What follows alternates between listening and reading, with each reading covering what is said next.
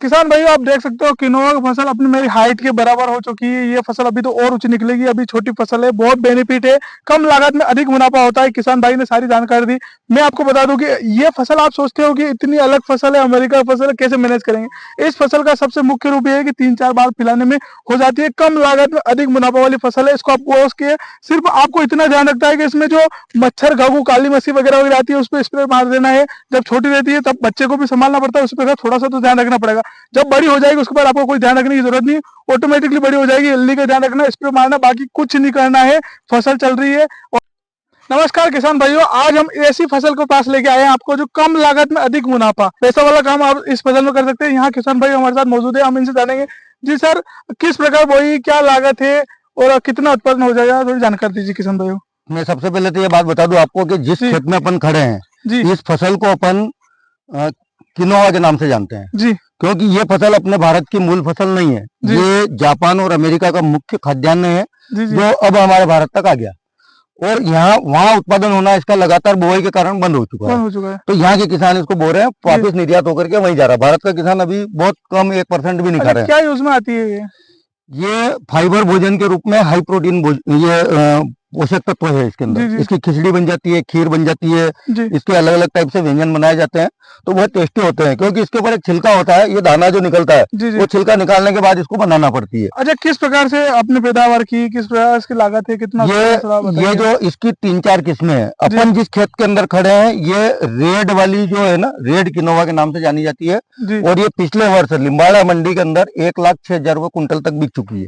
जो आप ये बिजवारा लेके ये बीज हमने लगाया है। जी जी और ये दूसरे जो इसकी और किस्में हैं जी उसके अंदर जो प्रोटीन की कमी है या कम मात्रा है इसके अंदर, वो तो है ही है, पर इसके अंदर कहा जा रहा है कि कैंसर से लड़ने वाली जो घातक बीमारियां हैं जी उनसे लड़ने वाले कुछ ऐसे इसके अंदर तत्व हैं जो यदि इसका सेवन करते रहें या कैंसर वाला कोई मरीज यदि करता है तो कैंसर की बीमारी चली जाएगी उसकी। ऐसा सुनने में है ना। हाँ, ऐसा सुनने वाला अच्छा, ये हमारे आप बात इसके प्रमाणित है। बारे में जानकारी दीजिए, अगर किसान इसको पैदा करना चाहे तो क्या कुछ कर सकते देखो, अपन मालवा में आते हैं, मंदसौर जिले में आते हैं और यहाँ की जलवायु मूलतः जैसे अभी क्या सर्दी का सीजन है हैं। जी जी तो इसमें पाला गिरने की बहुत बड़ी दिक्कत है। जी। कोई भी कितनी भी जोरदार फसल लगा लो, पाला गिरेगा और गिरेगा। पूरी फसल नष्ट हो जाएगी। नष्ट हो जाए। यह फसल एक ऐसी फसल है जिसमें कितना ही पाला गिर जाए जी, इसमें पिन पॉइंट भी, एक सुई की नोक के बराबर भी नुकसान नहीं होता है। सबसे प्लस पॉइंट है ना। हम्म।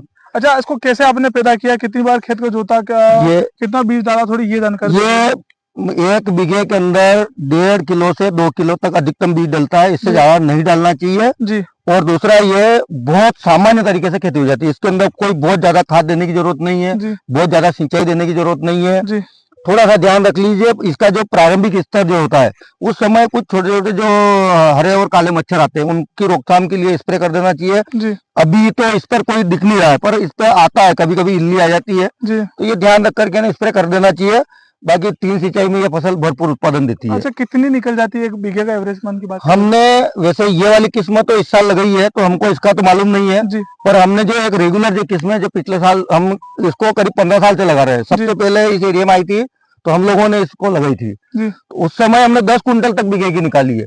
और हमारी किनोवा 3,000 से लेकर के 16,000 रुपये कुंटल तक हमने बेच रखी है। अच्छा, इसका इसका क्या टारगेट रहेगा, कितने निकल जाएगी। अभी जो ये हमने जो हर साल बोते हैं उसके अनुसार जो आज जो पौधे हैं उससे थोड़े ये कमजोर पौधे, या हो सकता है ये किस्म थोड़ा कम उत्पादन देने वाली हो। जी जी लेकिन जब इसका मूल्य की बात की जाए तो खैर 1 लाख वाली बात तो है नहीं है, लेकिन ये आमतौर पे जो अभी जो किस्में प्रचलित थी उनसे इसके 2-3 गुने रेट ही मिलेंगे और ये 15 से 16,000 रुपये कुंटल जा सकती है। किसान भाइयों, आप देख सकते हो किनोआ की फसल अपनी मेरी हाइट के बराबर हो चुकी है। ये फसल अभी तो और ऊंची निकलेगी। अभी छोटी फसल है, बहुत बेनिफिट है, कम लागत में अधिक मुनाफा होता है। किसान भाई ने सारी जानकारी दी। मैं आपको बता दूं कि ये फसल आप सोचते हो कि इतनी अलग फसल है, अमेरिका की फसल है, कैसे मैनेज करेंगे। इस फसल का सबसे मुख्य रूप ये है कि 3-4 बार पिलाने में हो जाती है। कम लागत में अधिक मुनाफा वाली फसल है। इसको आप बोस के सिर्फ आपको इतना ध्यान रखता है कि इसमें जो मच्छर, घाघू, काली मस्सी वगैरह वगैरह आती है उस पर स्प्रे मार देना है। जब छोटी रहती है तब बच्चे को भी संभालना पड़ता है, उस पर थोड़ा सा तो ध्यान रखना पड़ेगा। जब बड़ी हो जाएगी उसके बाद आपको कोई ध्यान रखने की जरूरत नहीं, ऑटोमेटिकली बड़ी हो जाएगी। जल्दी का ध्यान रखना, स्प्रे मारना, बाकी कुछ नहीं करना है। फसल चल रही है। और जरूरी नहीं आपके नए नए खेत में एक्सचेंज में फसलें बोओगे तो थोड़ा खेती भी अच्छी तरह से होगी और अधिक उत्पादन होगा। इसमें भाव भी बता दिया किसान भाई ने। ऐसे ही मेरे वीडियो देखने के लिए मेरे YouTube चैनल को मैं एक बात और बोलना चाह रहा हूँ किसान भाइयों को जी कि हमारे खेत में लगातार एक जैसी फसल नहीं बोना चाहिए, उससे उसकी जमीन के पोषक तत्व तो खत्म हो जाते जी हैं जी हाँ और वो उत्पादन देना बंद जी कर देती है। और दूसरा, उसकी बीमारियां भी बहुत ज्यादा आती है। जी जी यदि हर साल यदि आप कोई नई फसल लगाओगे जी तो फसल चक्र खेत के अंदर हो जाएगा, तो जो कीटाणु जो उस फसल से जुड़े हुए थे जी वो फसल है ही नहीं, तो वो कीटाणु मर जाएंगे। अब नई फसल आ गई है तो नई के तो कीटाणु अभी डेवलप ही नहीं हुए हैं। जी जी तो ये चीजें जो होती है किसान को उसका भरपूर, क्योंकि जमीन के अंदर हर फसल कोई न कोई नया पोषक तत्व छोड़ के जाती है, और यदि लगातार वही करेंगे तो दूसरी जो फसल बोएंगे तभी उसका लाभ मिलेगा। यदि वही वाली फसल बो रहे हैं तो उसके पोषक तत्व तो खत्म हो चुके हैं जमीन के अंदर। जी तो फसल चक्र अपनाने से उत्पादन बहुत बड़ी मात्रा में मिलता है।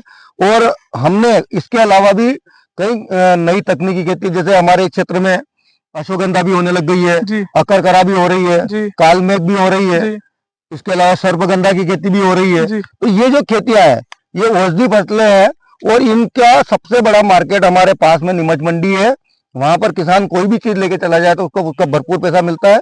बस शर्त है कि वो थोड़ा सा जागरूक रहे जी और मार्केट का पूरा ध्यान रखे कि कौन सी चीज नई मार्केट में आ रही है और उसे इस साल कौन सी फसल जी लगाना है। किसान भाई ने बहुत अच्छी चीज बताई। मैं आपको दिखा रहा हूँ, इसका उत्पादन भी बहुत तगड़ा होता है। वीडियो के माध्यम से आपको नजर आ रहा है फल कितना बड़ा हो रहा है। मैं आपको और इनके साथ के साथ जानकारी दे दूं, आपको फसलें चेंज करते रहना चाहिए, उससे क्या आपका लगातार बेनिफिट होता रहेगा। कि नोवा के खेत में अपन खड़े हैं, यहाँ का जो एक आनंद का जो अपने को अनुभव हो रहा है, फसलें चेंज करते रहिए, एक ही फसल बार बार मत बोइए।